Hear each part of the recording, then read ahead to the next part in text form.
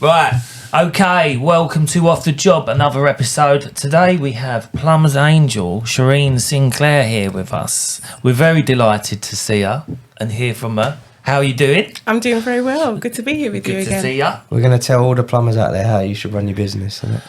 Well, no, not quite. We're not telling people what they should do, we are don't we? know. I don't tell people what to do. Last time we guide them. That's it. Yeah. Just skillfully navigate them around till they figure out what they need to do. Last time we see each other was at Fex, wasn't it? Yeah. At the event where we Well, had that's where we met, wasn't it? Yeah. well-being talk. You and I was on the stage giving some advice. We were indeed. And stuff out free. It was all free advice. It was. Do you go to most of the shows? Or? I do, because I've got to keep up with what's going on in the arena. So I go to Installer Show, I go to Fex. I've been doing that for about 4 or 5 years now. So let's get a bit of info on you. Okay. Right. Okay. So so you was at a school. Where did you live? Where did you grow up? Etc. Etc. So originally from Fulham. Right. Before it was posh, so way back in the day. But from kind of secondary school, grew up in South London. Yeah. So I'm a South girl. Yeah. My mum's a South girl. Oh, is Southwest, Wandsworth. Oh, I'm Streatham, St Wreatham. Yeah. So yeah. It's the better side, isn't it? Yeah, St Wreatham, darling. It's now. Yeah, we've got two Marks and Spencers. We've gone up in the world. 2 Marks and Spencers and 3 train stations. You can't go wrong. Yeah. So yeah, great transport links. Brilliant. Yeah. So grew up there, went to secondary school in Balham. Mm-hmm. So yeah, very posh now. Wasn't then. And then went to university. Ah, and what did you study at university? Business. I did indeed. I studied business studies. So actually I failed my A-levels. Did really good in my GCSEs. Failed all my A-levels. And my mum was like, you need to go and get a job. And I'm like, oh, I don't want to get a job. She's like, well, you need to do something. Went for Barclays and worked there for about 6 months, and I thought, sod this, I'm not doing this. No. Went back to college and did a diploma in business and finance. All right.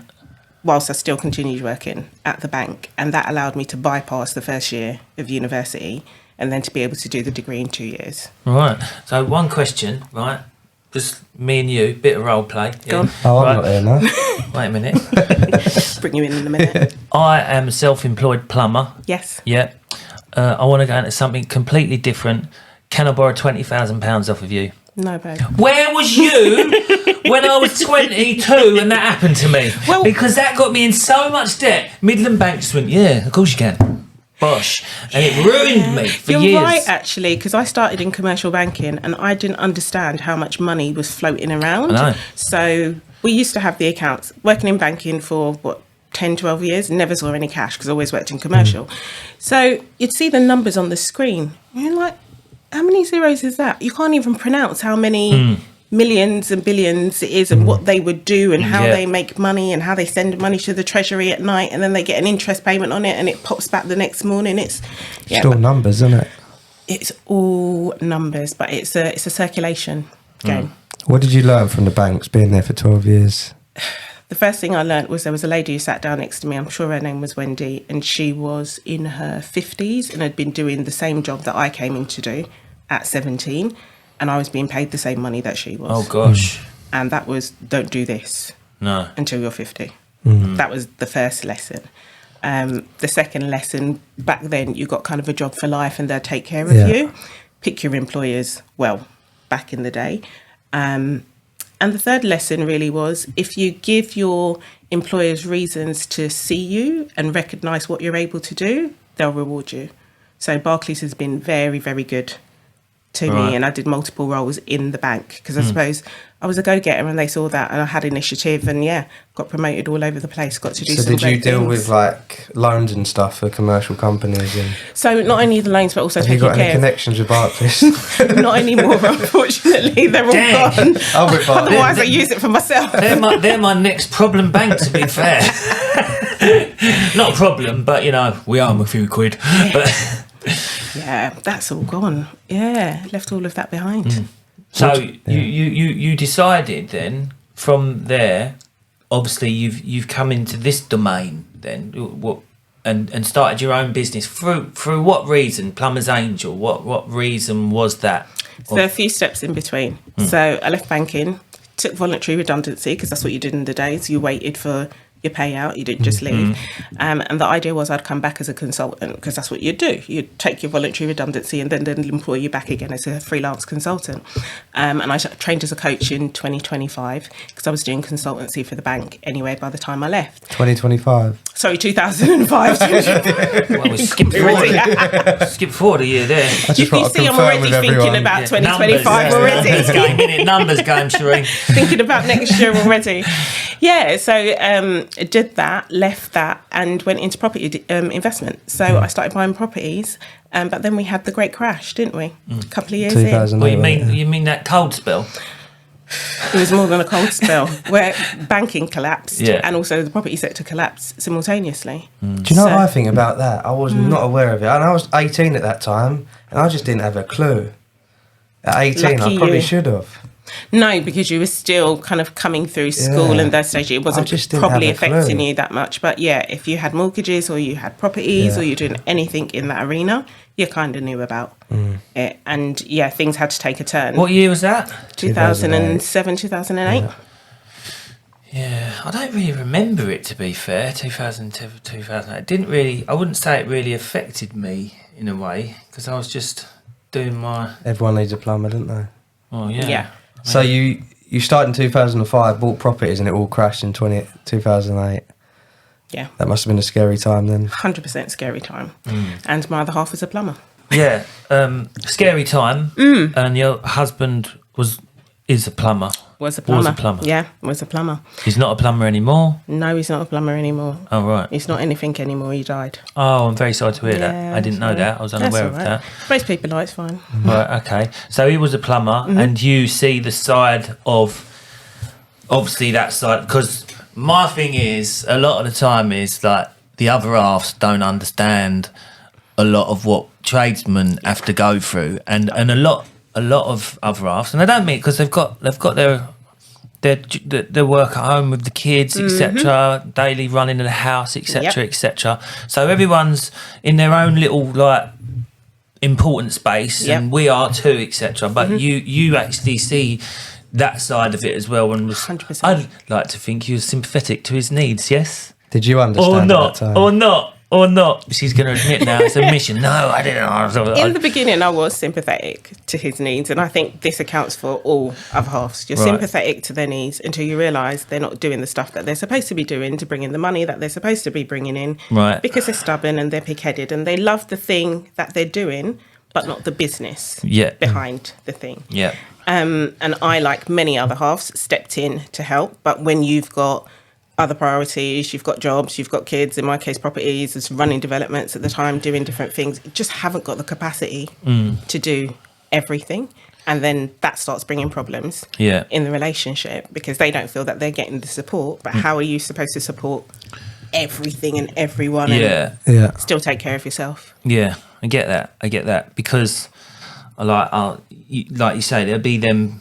My mate said to me the other day, actually, he said the most important tool to work with or to make money is the pencil or the pen, whatever way you want to do it. Because he says, I'm not on the tools anymore. This is what I make money from. Like, it's obviously like he runs his business from home now. He's like, does like garage doors and stuff like that. And he's got a team of his own, or his subs work out, this, that and the other. And he said, that's my most important tool. He goes, I'm not out on the tools anymore, so I'm running it.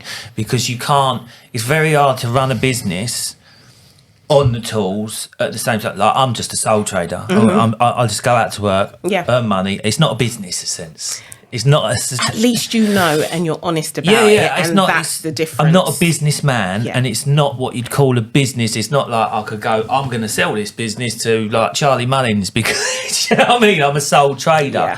But if you want to build a business, you've got to have that structure 100% behind in the office bit and pulling all the strings and being the puppet master, aren't you? Obviously. And us on the tools can't do that either, I don't think. And not everyone's cut out for it. I think that's the other thing, and that's why, like I was saying to you before, I do a free consultation with people because my thing is I'd happily give you half an hour to see where you're at and see what I can help you with. And if I don't think there's anything I can help you with, then I'll be quite honest. Yeah. And some people are just using it as a job. But let's look at it for what it actually is. And the thing is, I've grown up in the trades as well. My dad's an electrician. So Girls. I know. He's still an electrician. Poor girl. So I say to people, I've come from the trades. Yeah. I've lived with the trades and I've employed the trades as well doing development. So I come with a 360 view of things. So completely different to most people.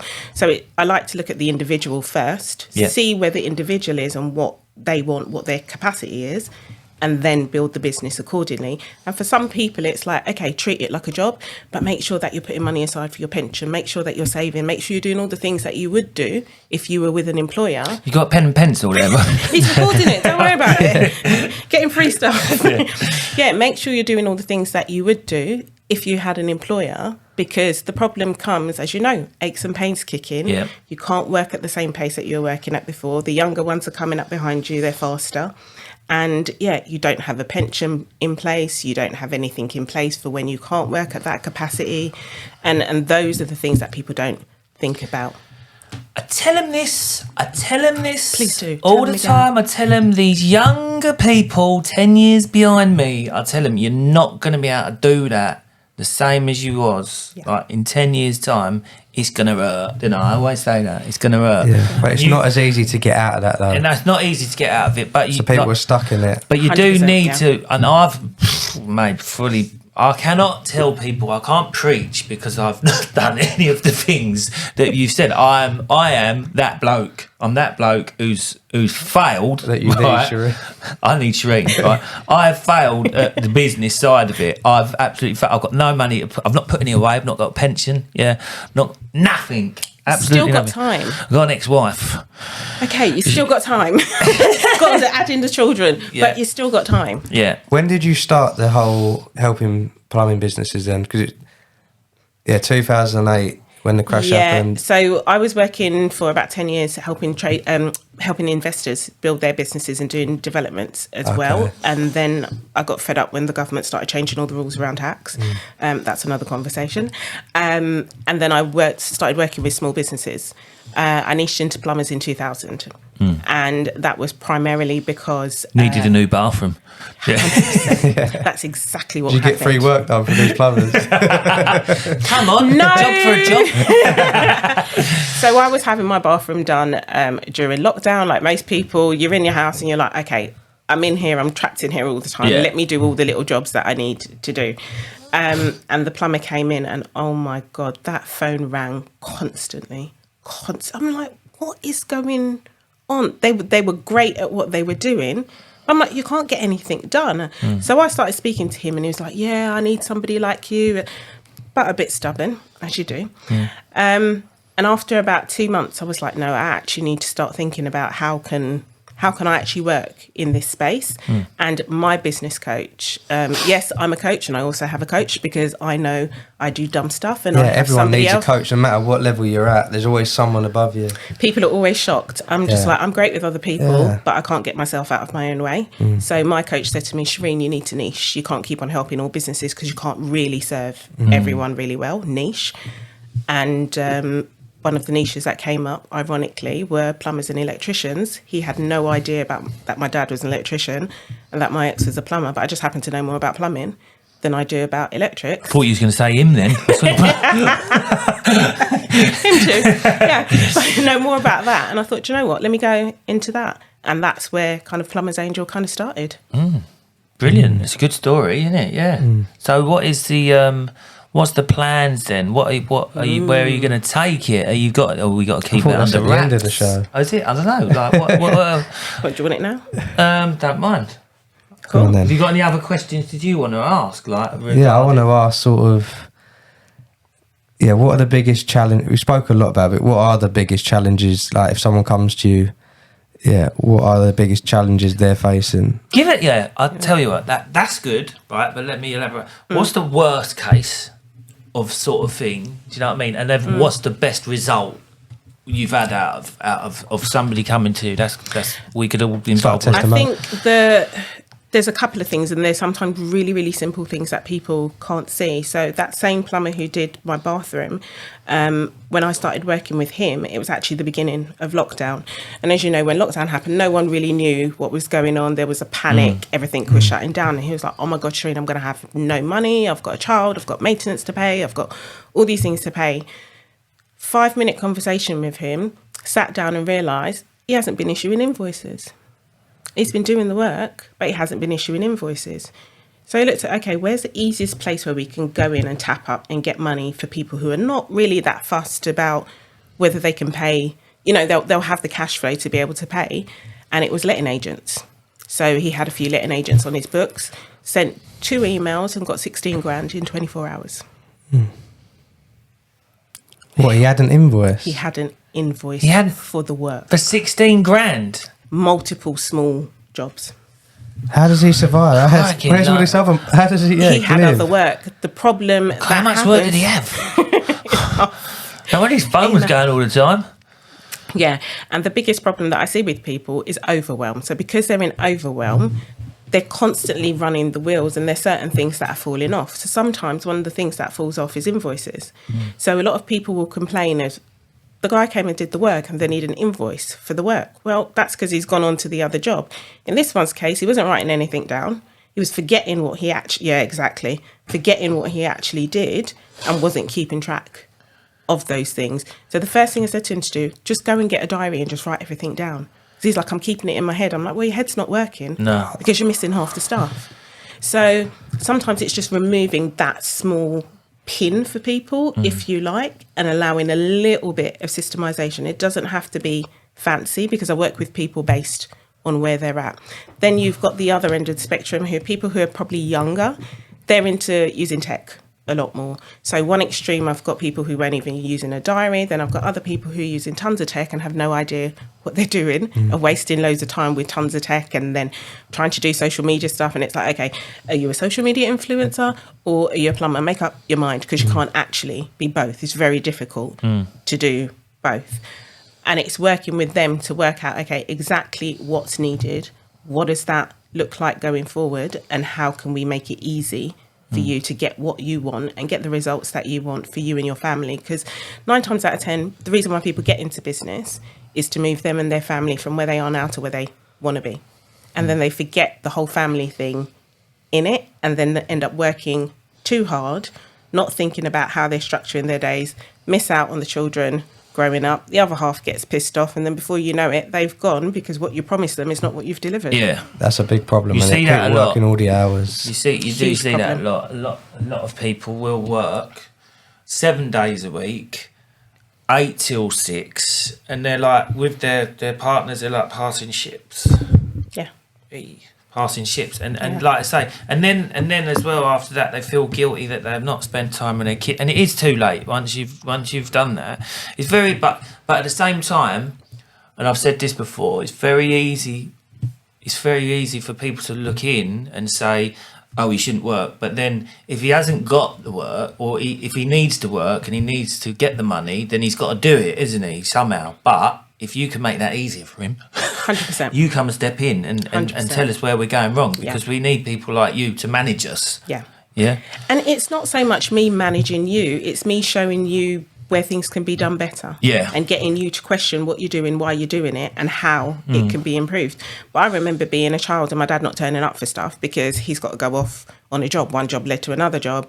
So he'd miss stuff for school, for example. And it's like stuff like, you remember that stuff. But in his head, he's thinking, well, I'm trying to provide. Then he'd come with the £50 notes and give you stuff. Yeah. Great trainers. Had all the trainers that I wanted.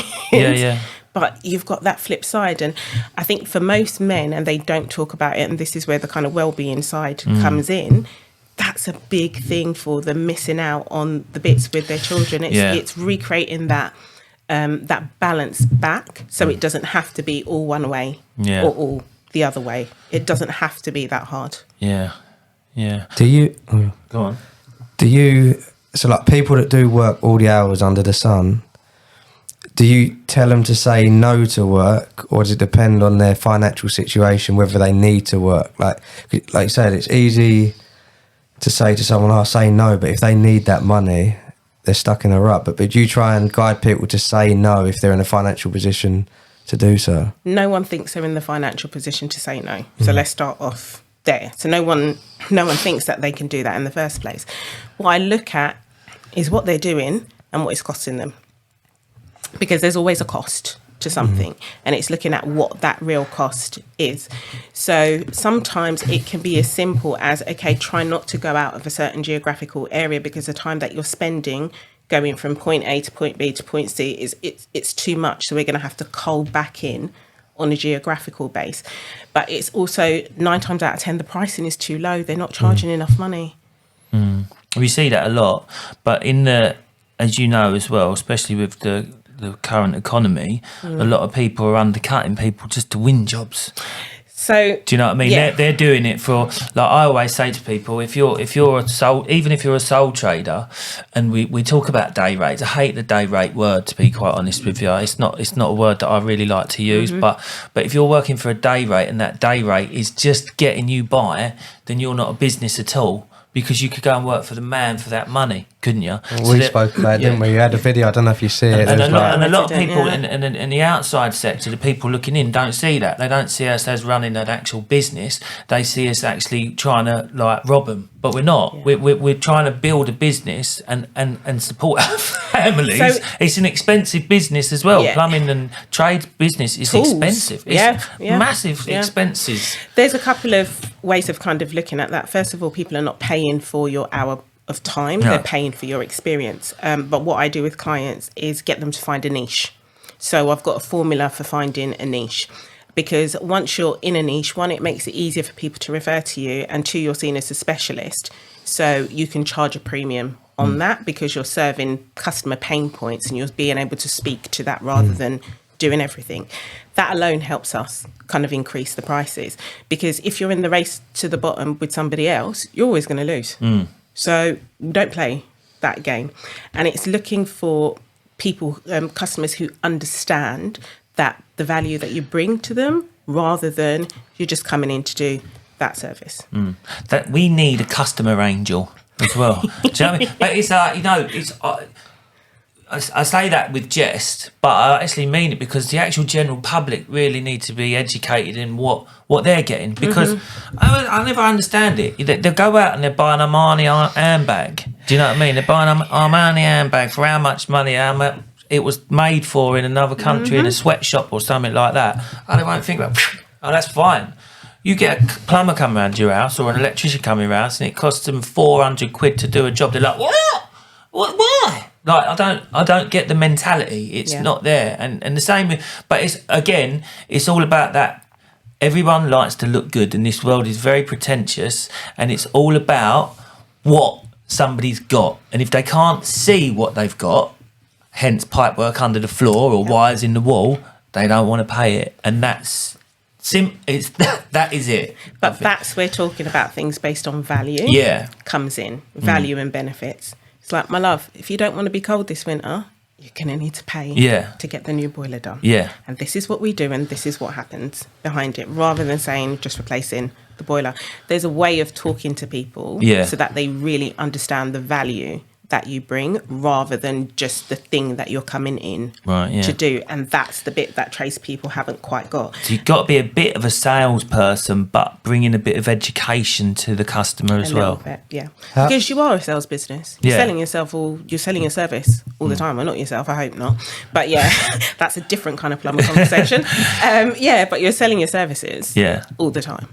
If you're stuck in a rut, or you've got customers that don't want to pay the money, because you do get stuck in that rut, you're not charging the right money, like, how do you get out of that? Is it literally just taking the leap, put your prices up? You might get less work, but then you're probably earning the same money. Like, people that are stuck in it, how do they get out of that? Because you almost feel trapped. Because I think what you're trying to say is, right, if you've built a reputation in your town as being that guy, he's well cheap, or he's reasonable, blah blah blah, how do you then, because as soon as you hit your customer with a new bill going, that's the new charges, they're going to go, whoa, and they'll go, I can't believe it, how expensive he is now. Do you know what I mean? And then so that can then it's a process, and actually the first shift that has to happen is in the individual. So it's a mindset shift for that person, that they're now worthy of this new price. So the reason why I don't tell people what to charge is because if I tell somebody what to charge, if they don't feel worthy of that price, all they're going to do is go out there and discount it anyway to bring it back down to where they're comfortable. So part of the work that I do with them is increasing their self-worth so that they then realise, hold on a minute, this is too cheap. You know, and when clients come in and say to me, I've raised my prices, I'm like, okay, now we're on the track. And what happens is you get incremental price increases quite quickly. And the reason why people will do things like that and they'll want to sell their services quite cheaply is because they just don't feel worthy. They don't feel that they're worth any more than that. They don't feel that they're worth getting a certain amount of money a year, living a certain kind of lifestyle. So when I'm looking at what they want, initially we're looking at, okay, how do we get them from here to here? And it's always bringing them back to, but remember you said you wanted this. This is the route to getting it. But there's so much work that has to be done on the individual rather than just throw your prices up, just run this strategy, because they won't. It's a very, because speaking I'm that guy.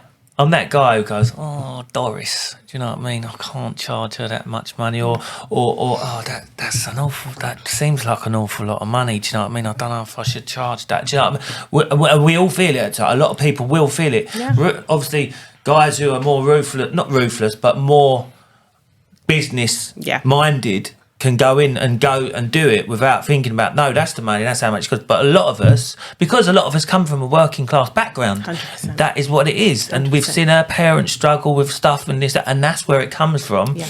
And if we've been brought up with people like that within the trades who we worked with and that, I remember my mate turning around to me once, he'd and this goes, and this will hopefully explain some things about why people's mindsets are the way they are. My mate was obviously a plumber, right? And I worked with him a lot. And his day rate was 150 quid a day, right? Back, I know, let's say 10 years ago, which was nothing, right? But his mindset was, if somebody come around my house and charged £200 a day, I would want them to work fucking hard for that, right? Okay. And I was like, right. But then I thought to myself, well, his council house is paid up. Do you know what I mean? His mortgage is paid up. He hasn't got to worry about a mortgage, right? Because he managed to get a discount on his... Earn the right to buy. Earn the right to buy. He's done that. And he's still in that frame of like, well, this is how much I need to earn, but it's not really level with everybody else who's got mortgage. And I know you said the other day, it shouldn't be about like everybody's personal outgoings or whatever, but really it is, because you need an amount of money to survive and provide a house for your kids, isn't it? Do you know what I mean? Or your missus or whatever. And everyone's situation is different. And if there's an old boy plumber out there who's got only bills to shit out, well, he can afford to like charge 150, 200 quid a day. And you're going up against these people. Well, do you know what I mean? But that's where the niching comes in, because you then lock out a lot of competition because you're seen as a specialist in that zone. And we can niche in lots of different ways. Even outside of trades businesses, the way that my mind works, I can find niches based on who you've got access to and the service that you provide and the pain points of that customer. We can slick that down really, really well. Really, really well. And once you're there and you're delivering value to them and you're speaking to their pain points, immediately they're just like, okay, you sound like you know what you're doing and I trust you. So what people don't realise most of the time is people buying based on trust. They're not buying based on price. So the reason why people will go to Pimlico, for example, is not because, well, Pimlico Plumbers, what are they called now? Still Pimlico, yeah. So people will go to them not necessarily because they've got loads of money, but they're going to them for the certainty because they know they phone them, they get a certain service, someone's going to turn up at a certain time, they're going to turn up in a van, they're going to turn up in a uniform, there's an office that they can call. That's what they're paying for. So if more tradespeople could provide that level of service, you'd be surprised at what happens out the other end. And people talk. The standards are so low, if you like, in providing high quality business side of things for trades. Turning up on time, issuing invoices, doing what you say you're going to do when you said you're going to do it, kind of puts you in the top 10%. That's it. It's really, really simple. And loads of people need that. But not very many people are willing to jump the bar to provide that standard all the time. And when you think about where most people have come from, we haven't been taught that's the thing. So we haven't been taught that. So it's a whole shift. So when you talk about, someone's come from working class, I'm working with people where I'm trying to shift 40 years worth of that kind of training, if you like, programming that they've got in their mind to get them to think differently before we can then really apply the strategies on top. I think we need an extra an extra point in college, or like, you know what I mean, after you've done your trade, your qualification, then there's an extra, you know what I mean, like optional, right? I think whether or not people want to take that level, take like a course in trade management. They are out there, business, though, but they should be it should be available in colleges as an extra, like, thing off of the course. Yeah, like but if you think of that, they'd have to do that across every sector. Yeah, but you make it optional, didn't you? Yeah, but still, they've still got, that's a big thing to set up. It's not just talking about plumbing. This is talking about every single sector in a college. They'd have to have an individual business training. That's a lot. If you look at it as plumbing, you think, but they'd have to set it for everyone. And that's why you have people like Plumber's Angel that are doing it. But to actually have it as a government thing is a I'm not trying to take business.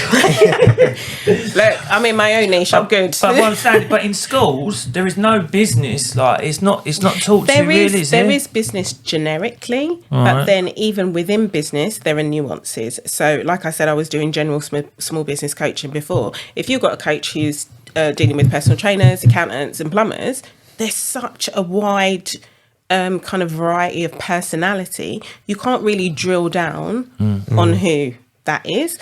Whereas generally, we know plumbers are of a certain type of people. They have a certain type of thinking. There you go. But then you've got slight nuances on that, where electricians are slightly different, scaffolders are slightly different, builders, exactly. So kind of working in the trade space, you get to know that. So the language, the delivery, everything is geared towards being able to make those people move through things faster. But I think the colleges, their job is to teach the technical side of things and not the business, because they're training people to go into jobs. They're not training people to go into business. But they have the business courses if you want to do it, so that they have that option, didn't they? Just not niche down to, they couldn't niche it down to every sector. It'd be like too much. And that's where you pull in specialist help to be able to do that. You said about the you don't tell anyone what to to charge, but what is your view on pricing? Like, should you charge per job, hourly, day rate? How do you base off your day? It has to depend on what the person will tolerate. I know that's a wide variance, because some people are happy with the day rate. So what I'm looking at is getting them to inch that up. Some people are per hour, and it depends on the kind of jobs that they're doing as well. If it's a set type of job and we know exactly what that is from start to finish most times, we can do kind of like a blanket price on that, and we can set that, because we're doing the same thing over and over again. But what I need people to do is to run themselves through that pricing process so that they can actually see what it is. And the other thing is, we've got things like inflation. No one's accounting for inflation. So if you haven't put your prices up, inflation's been going up for God knows how long. You're making less money than you were anyway. That's why you feel poorer. You are poorer because the money doesn't have the same value. The £50 doesn't have the same value as it did before. Tell me about it. A lot of people just wing it, don't they? They don't have 100%. Set pricing in the start. They just wing it. I'll charge that for that.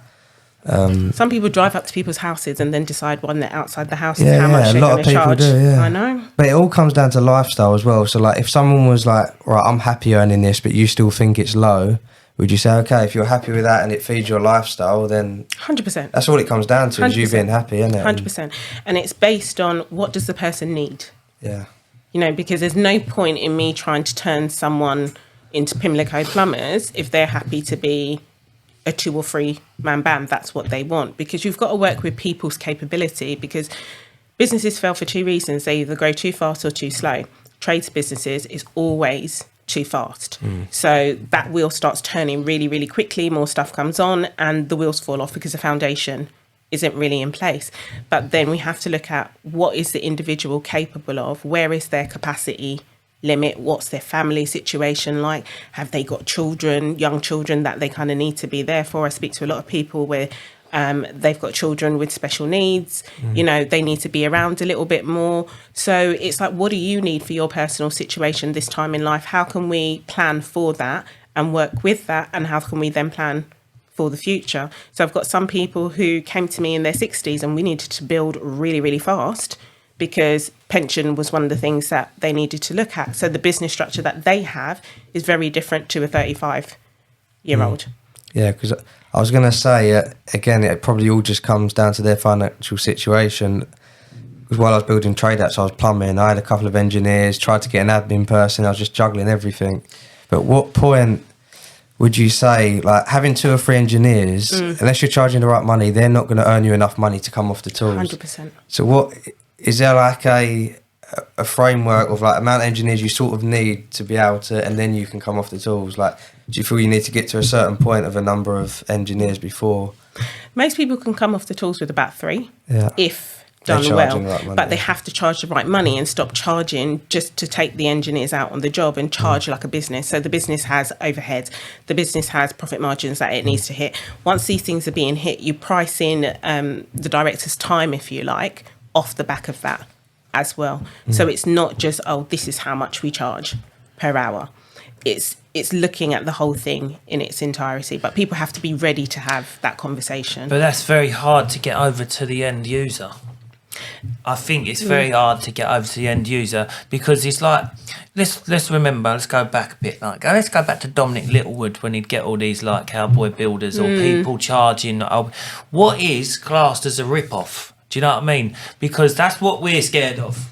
That's what we don't want the name of being. We don't want to get that name of being a rip-off merchant because we know that word of mouth is the thing that goes. Yeah. So if you price a job, and although it's fair, you know what's gone on that job, you can't stop, whether or not it was a fair price or not, you can't stop somebody saying, I think it was a bit dear. Okay. Because they think it, don't they? Yeah. And that's the thing that deters people like me from going in at the right price that I probably should quote or charge because I'm concerned about word of mouth. The problem is with word of mouth, if you stick with those clients, you're going to get more of those clients from that same word of mouth, and that's how you get trapped in that loop. And it's all about the customer base, isn't it? So where should we advertise then, Shareen? Depends on what you've got access to. I've got social media. Well, social media is the world. That's the problem. It's a new way of, like, you've seen a lot more tradespeople running ads and that now. That's my niche. I advertise myself as an Instagram plumber, and I might do a little 5-minute comedy set for you while I'm putting your boiler up. I keep saying to him... Good niche, yeah? Right, yeah? I love it. That's a new one. I don't know if it'll fit with my framework, but that's definitely a new one. I keep saying to him, create a video of you servicing a boiler, what you're doing, and run it as an ad, like, or something. I've done it loads. You don't advertise that you want the work through your social media. 100%. I've noticed that. If you want more work, I'm not doing it on that page. I'm not doing that page. I do it on Facebook. I've got a page on Facebook. But you can still utilise that. Just maybe add in some work videos of your good work. And as we talk about that, I find it so interesting where you've got tradespeople, trying to be influencers. And I'm like, how does anyone contact you to get in touch with you to do any work? Yeah. And they're like, oh, they just come and watch my stuff. I'm like, what for? Who cares? It's like, are you using it for business or are you using it to feed your ego? What is your thought on this social media malarkey of plumbers and tradesmen all on here? What is your? Do you deal with any that trying to do social media? Yeah, I think I do know one actually. Come on here. Yeah, and for me, my take on it is, social media is a very new thing. I'm all about building sustainable businesses. Now, there's nothing wrong with doing it on the side, but it's just like, okay, is it sustainable? Are we building a sustainable business with a sustainable customer base that we can control your income on? Or is it something that is completely out of your control and you're at the mercy of the Instagram gods or the TikTok gods, and God forbid anyone hacks your account, the whole lot's gone overnight? Because the biggest thing that I see with people is they think social media is their business and it's their platform. It's not. They can take that away from you overnight. So unless you've got a way to pull those people off and collect emails or collect contact details, you've got nothing. No.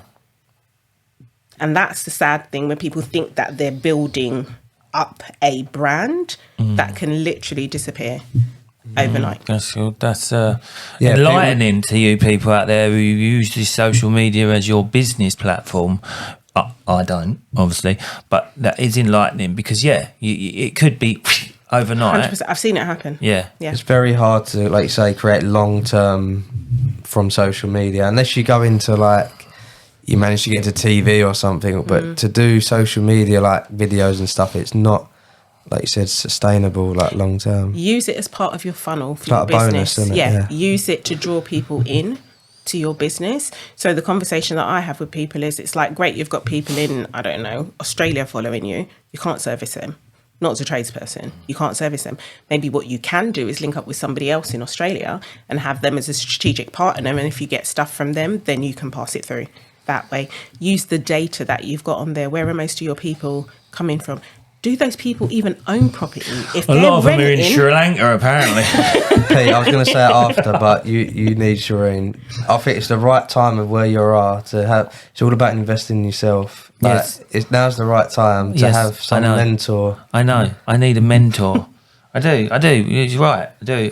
That will sort out. Because I'm looking to grow now as a plumber. You've been in it a few years. I've been in it a few years, that but next step. Obviously, I've had a few issues and that. A little bit like, we was doing all right. You know what I mean? Then we've had a few steps back, and we've had a few little issues here and there. But we're trying to get back on top of it now. But that's business, and I think the thing, if people think but personally as well, yeah.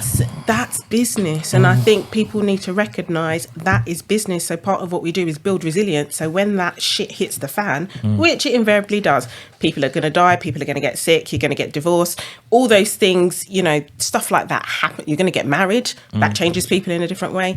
These life changes are going to happen while you're doing things, but it's like, can you still keep on doing what you need to do in the business if you've got the resilience to do that, even when things are going a bit haywire elsewhere? And that's what people are paying for. They're paying for that consistency and that stability. They don't want you to show up 1 month and then they try and call you again in 6 months' time and you're off the face of the earth because you and your wife have had a Barney and you don't feel like showing up to work for 2 months, which people do. That's what people are kind of paying for, that level of consistency. Yeah, I think invest in yourself. I've done it the last couple of years.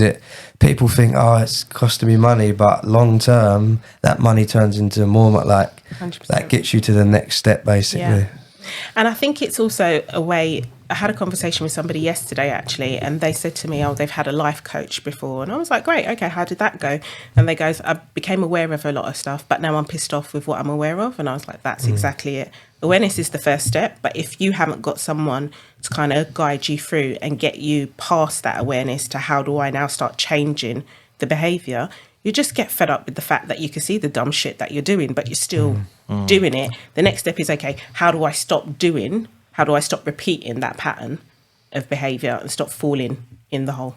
But you said like life coach, there's obviously a lot out there, but I think it's important if you're a plumber or electrician, go to someone that specialises in that. 100%. If you go into a life coach, it's so broad, they're not going to know your business well enough. Yeah. So I think it's important to find someone that's in your niche, and you've obviously studied it day in, day out. You work with businesses, so it's... And lived it. Yeah. So I think it's so important to find someone that is what you do, basically. Yeah, and people call me up and ask me plumbing questions all the time. They're actually surprised I know a bit. They're like, oh my gosh, I've got friends phone me up and say, this has happened. I'm like, okay, check this, and this, and this. If that doesn't work, I'll call one of the guys out for you. And they're like, oh, that worked. And I'm like, I've got, so you work with plumbers and electricians? Plumbers and electricians are my main base, actually. Who's worse? Or is it a mix? I don't know. I don't think there's one type that everyone's works. just has their own. They've got their own little special quirks. I was trying to get some like. Who do you prefer, plumbers or electricians? I relate to plumbers a lot more for some reason. Yeah. So electricians. Well, technically gas engineers are most, So we say plumbers, but a lot of people don't know the difference between plumbers and gas engineers. Listen. Gas engineers are plumbers. I always tell them that. Yeah. And there's a lot of gas engineers out there who will not agree with that. Because I know. There's a hierarchy, darling. There is a hierarchy. Don't mix it up. So technically, I should be gas engineers angel because that's the bulk of the people that I deal with as opposed to wet plumbers. They'll be telling you we've had that as well. Have you thought about changing your name though? Because if you work with electrician, is that going to be in 2025? It's in the making. So there's Trades Angel as well that runs as well, because what's happened. I like that. Look. Oh, it's I know. And that's come about because I started off with plumbers, and then I had people say to me, "Oh, I'm an electrician. Can you work with me?" And I'm like, "Yeah." I just don't promote it very much, but there are other trades that I work with. But again, even within the trades, there's nuances, and it's like if you don't know the difference between them, then you're still your advice still has to then be tweaked a little bit more. So, like a scaffolder phoned me and had a conversation with me, like, no, I'm good. Someone needs a scaffolder, Angel. So when you do Trade Angel, you're not going to go to all trades. You're thinking about trades, but yeah, I'm still being a little bit selective. Yeah. And really, it's the ones that I can help the most. So electricians, plumbers, and builders are the core. Yeah. So you do 1-to-1 at the moment. You said you're going to go into group stuff. Is that the plan next year? Yeah. So do you have a place where we go, or do you visit? No, I do them online. Yeah. So I started off doing. Now. Is it? I don't know. I'm back I started off doing face to face, and if I'm honest, the real reason why I stopped was I used to do it in a coffee shop, and so I used to have clients coming in like one after the other, 3-4 times a week, so from 6 till 10.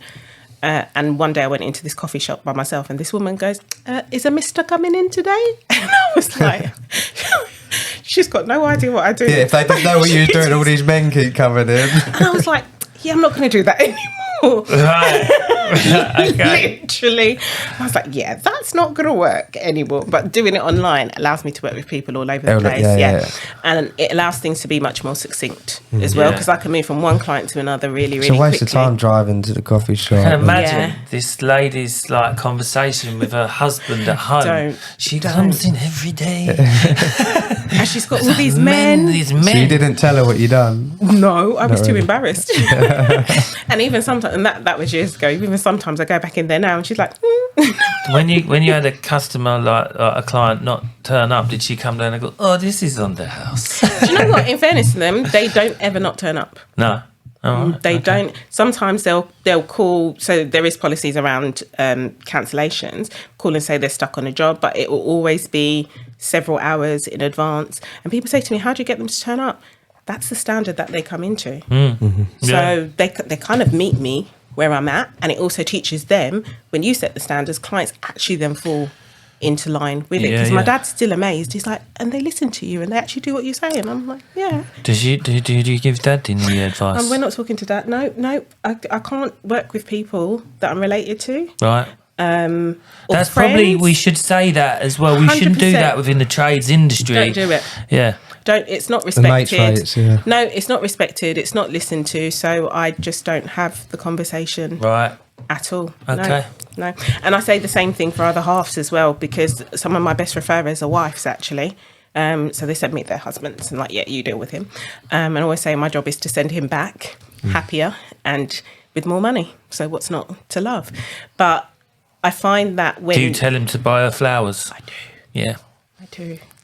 They don't need to tell me I that. tell them all the women tricks. Yeah. Shh, don't. It's like we've mapped out birthdays and everything. Yeah. You're like their PA. Yeah, we just tell them what to do. Just like, put the flowers on on a standing order with subscription and every month. I guess, shh, you tell all my secrets. So literally, my job is to make the whole family happy. I get the kids involved as well.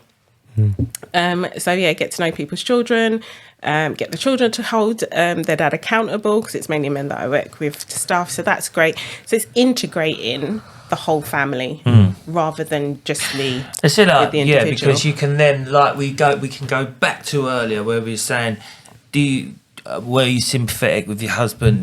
Do you know what I mean? Like but you can, like, again, because I remember coming home and what we do, generally speaking, when we get home, we go, "Oh, what a day! I can't bad. I had this thing," and they'll go like that, and you'll go.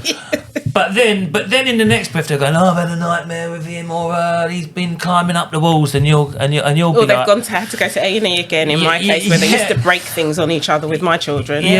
So one will moan about theirs, one will moan about theirs, but they're not meeting in the middle and just listening to each other, sort of thing. Do you know what I mean? My job is to stop that moaning. At home. So let So me you create deal that bridge. Yeah, You actually speak to the wife and say, "Look, tell him how to understand. Sort of. So just listen to it. Stop rolling his eyes at you.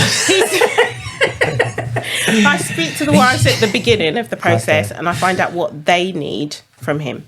Not from a relationship sense, I don't get involved with that, but more from a time and energy sense, because then I can build that into what it is that we're doing. Right. So if I'm taking some of the business pressure off, he shouldn't be going home and moaning about what's not going right or we're going right at work, because then all that does, it makes work almost like the horrible partner that they're going to, and then you've got the other half resenting the fact that they're going and they're doing that. It just builds up madness at home. I mean, a lot of, and I've noticed this a lot, when I ain't got money, I'm stressed. That's when things start going wrong. That's when I start round with people and stuff like that. Making bad decisions too. Yeah, and when I've got a bit of money in my pocket, I'm quite relaxed. Yes. You know what I mean? And it does.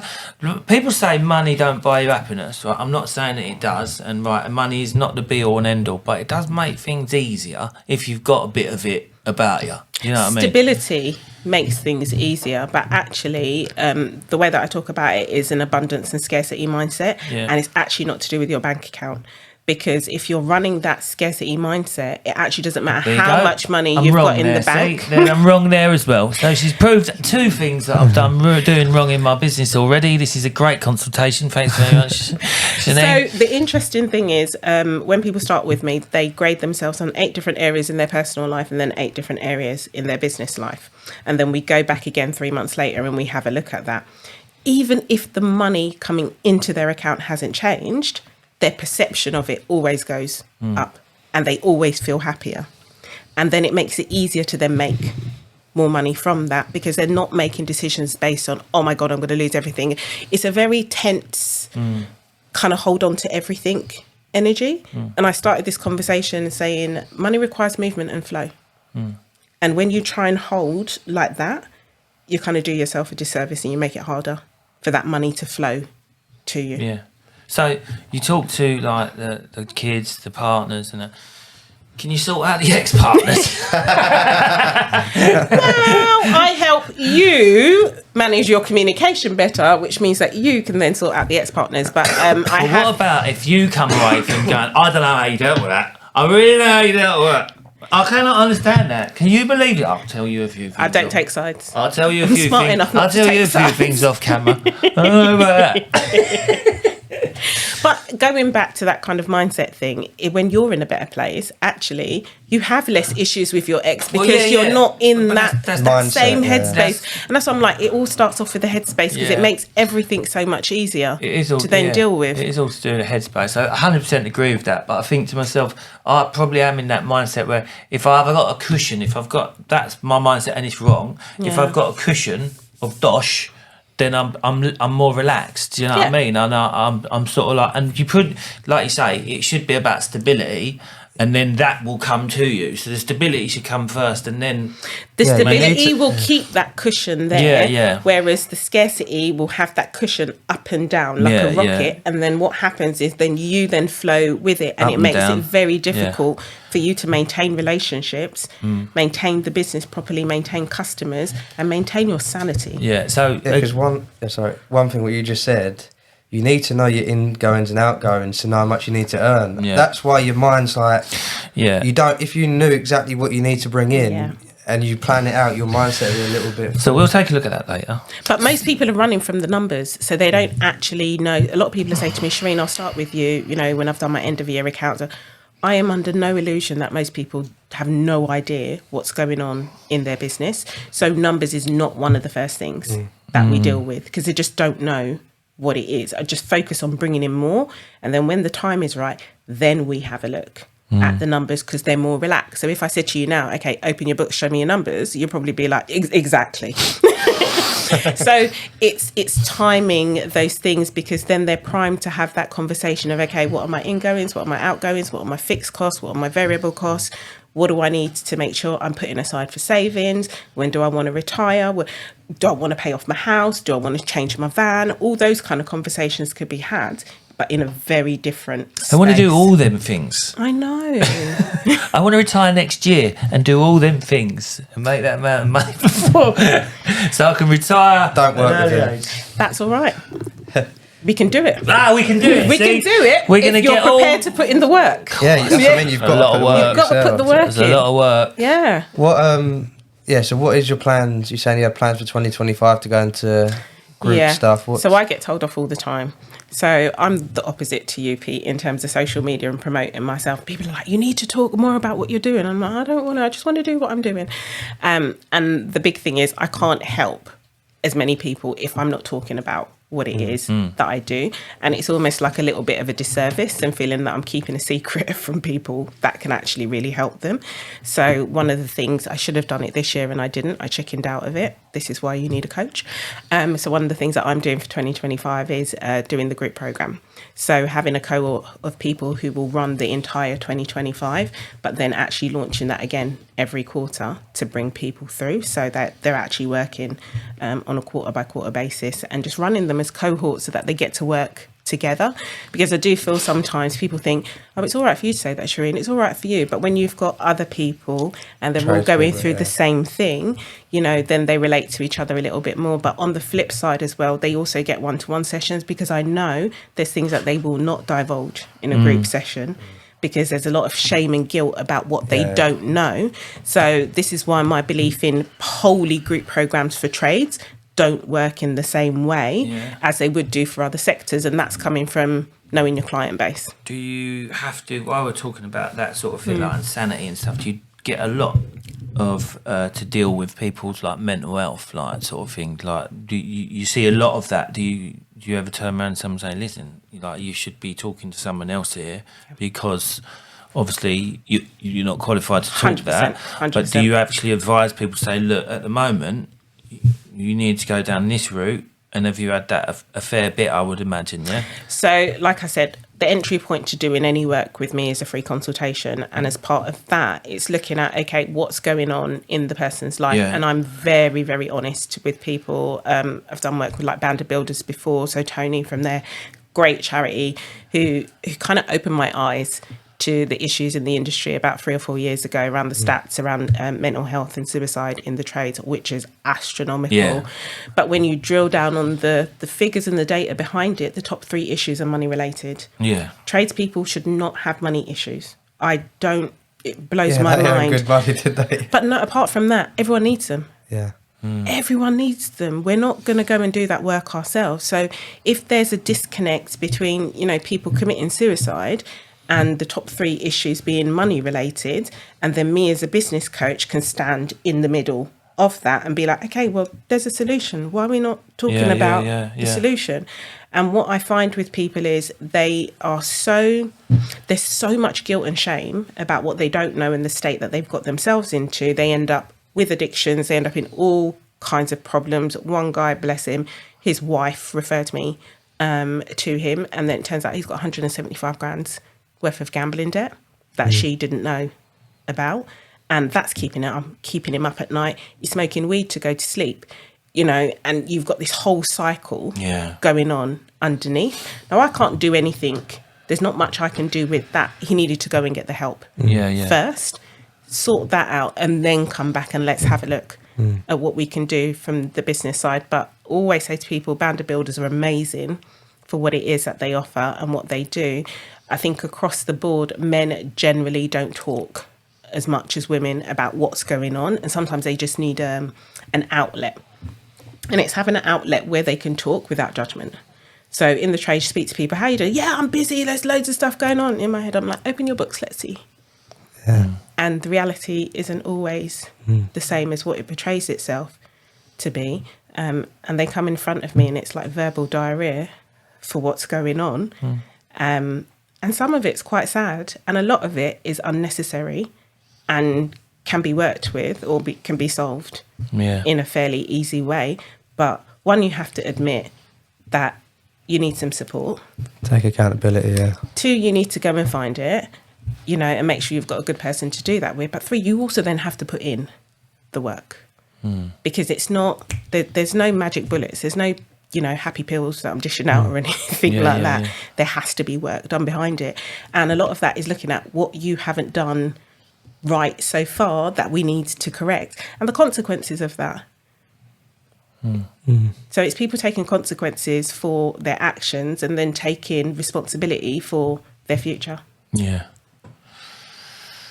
Interesting. One more thing as well. While we keep banging on about tradesmen, have you got tradeswomen on your book? I haven't. I've been speaking with Task Her to do some work with them, and definitely want some tradeswomen on my books. Yeah, because I think the dynamics are slightly different. Yeah, but they've all got needs like us. They're still running businesses, isn't they? Yeah. And obviously, if they could have like a little like, I don't know, tighten up on the business, or they might be doing something slightly a bit wrong, then you still can talk to them. 100%, because it's a human behaviour game that we play, and men are wired differently to women.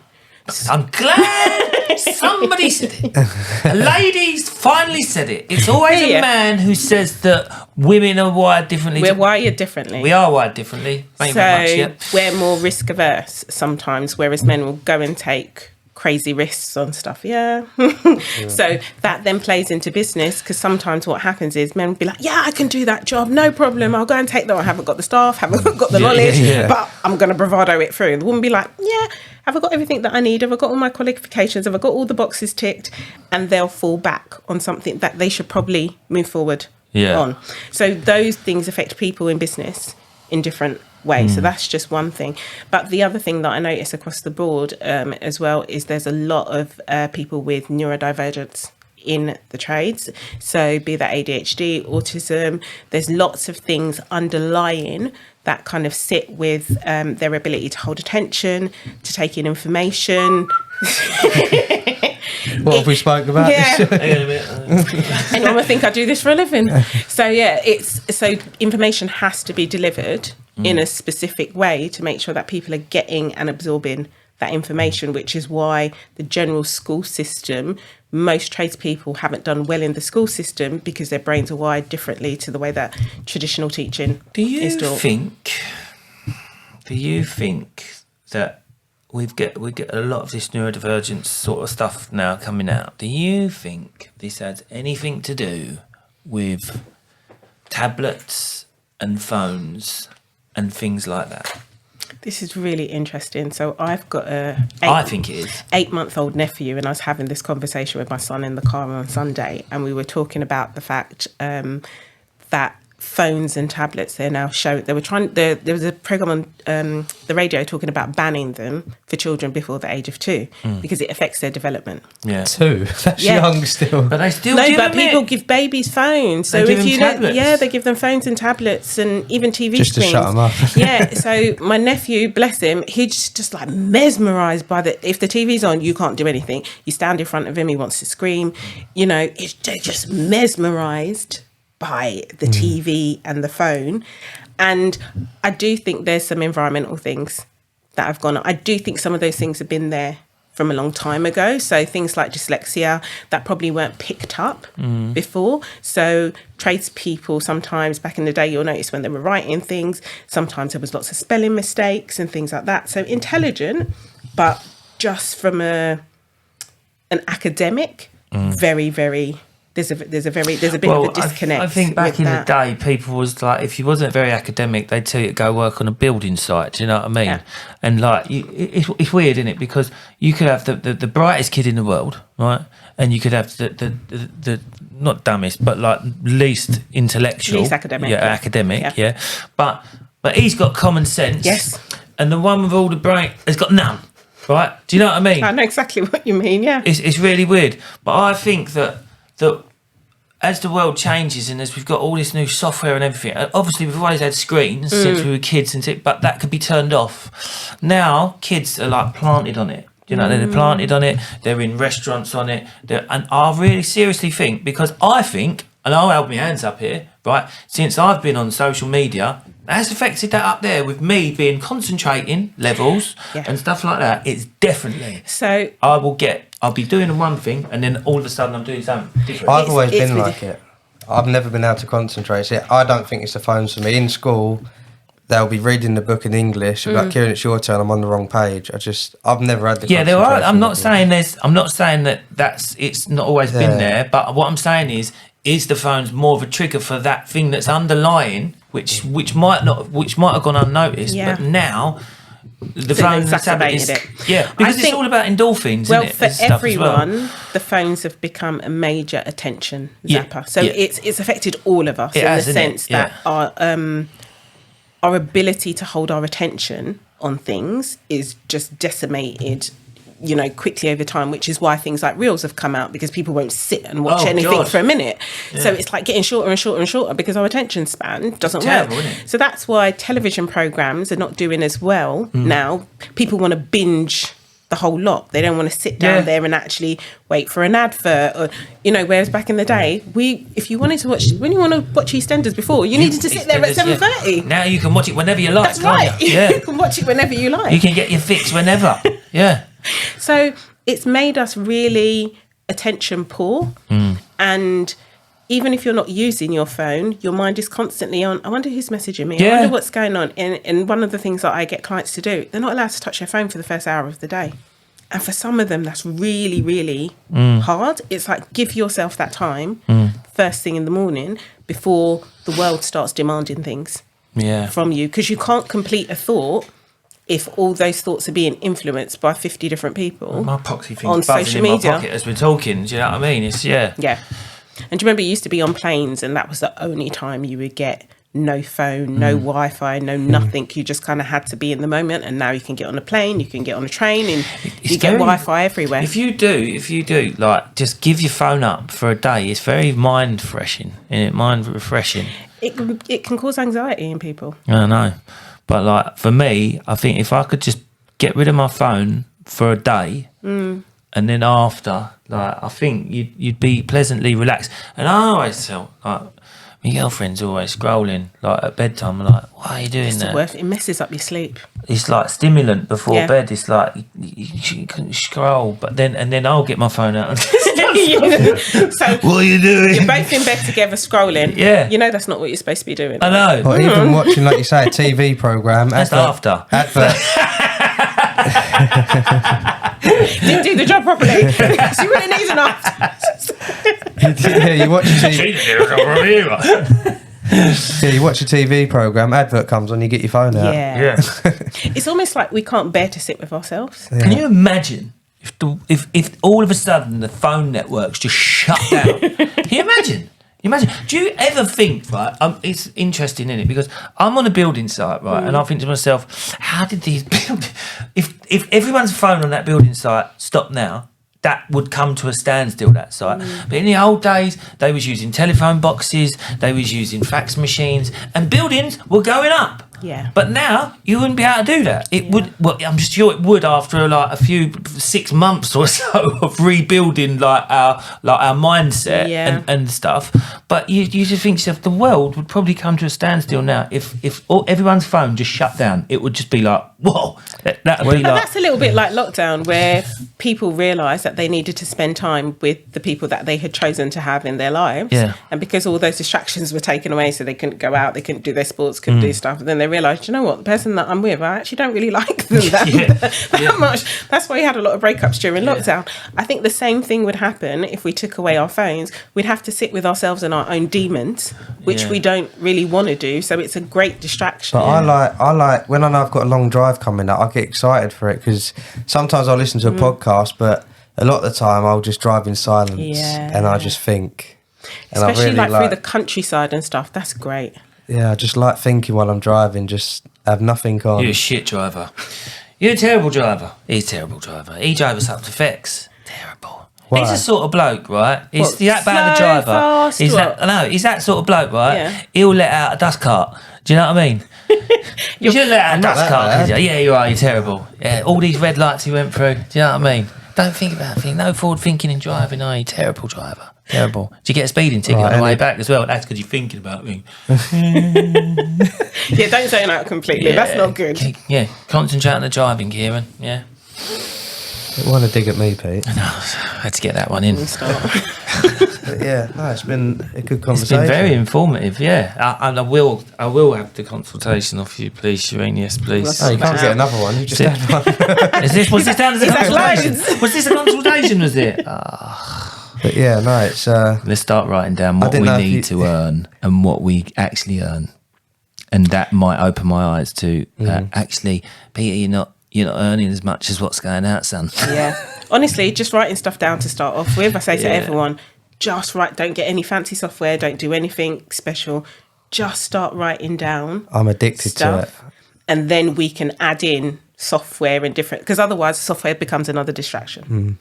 So if you don't have a diary, just go and get a diary. Go to WH Smith's and go and get a diary. Just start writing. You actually use a diary? Great stuff. I've got a diary. That's a start. Yeah, because if you're holding it all in your head, there's no space in your head to really come up with. Don't get me wrong, I hold a lot in my head still. Well, we need to get more of that out of your head. Out of there. Yeah. Come out and get You're not like that.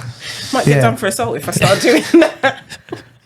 Yeah, I didn't know if you wanted to give an overview of what you do, where they can find you. Yeah. So the best how they place, get their call. Yeah, the best place to find me at the moment is on Instagram. So there's a link on there. Just press the button and it will ask you some questions and you can book in for a free consultation. Plumber's Angel. Plumbers _angel. On Instagram. Having some stuff redone to the website at the moment, but I think social media for tradespeople is the best place to go. Yeah, thank you for coming on. Yeah, thanks, Shareen. We appreciate it. Really enjoyed that. Speaking to you again. Yeah, it's great to see you. Yeah, I'm looking forward to Pete working with you.